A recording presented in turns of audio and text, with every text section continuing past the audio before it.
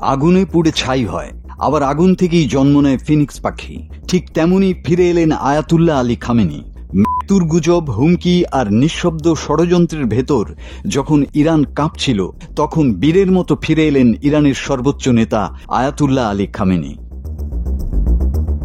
পশ্চিমা গণমাধ্যম যখন তার মৃত্যুর গুজবে সরগরম, তখন ওয়াশিংটন ও তেল আবিব থেকে আসছিল হুমকির বৃষ্টি। তখন ইরানের আকাশে জ্বলে উঠল এক আলোর রেখা। সবাইকে অবাক করে হাজারো মানুষের ভিড় চিরে তিনি চলে এলেন সরাসরি নির্ভীক বীরের মতো।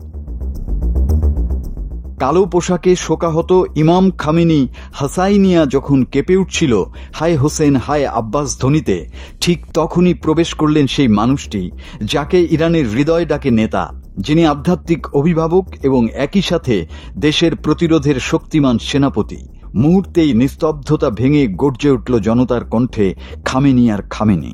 দেয়াল জুড়ে প্রতিধ্বনি তুলল সাহসের গান। যারা ভেবেছিল ইরান নিঃশব্দ, যারা ভেবেছিল ইরানের নেতা হারিয়ে গেছেন, তাদের ভুল প্রমাণ করে আগুনের মধ্য দিয়ে তিনি ফিরে এলেন, আরো দৃঢ়, আরো অদম্য হয়ে। কারণ প্রকৃত বীরেরা খোদা ছাড়া কাউকে ভয় পায় না, এমনকি মৃত্যুকেও না। কারবালার দিন এই দৃশ্য ছিল শুধু ধর্মীয় নয়, ছিল এক শক্তিশালী রাজনৈতিক বার্তা। শোক, হুমকি আর ষড়যন্ত্রের জালে আবদ্ধ ইরানে এই সাহসিকতা নতুন করে জাগিয়ে তুলল জাতির আত্মবিশ্বাস। হুমকির মধ্যেও তিনি লুকিয়ে থাকেননি, বরং শোক মঞ্চে উঠে এসে প্রমাণ করলেন নেতা তার জাতির মাঝেই শক্তি খুঁজে পায়।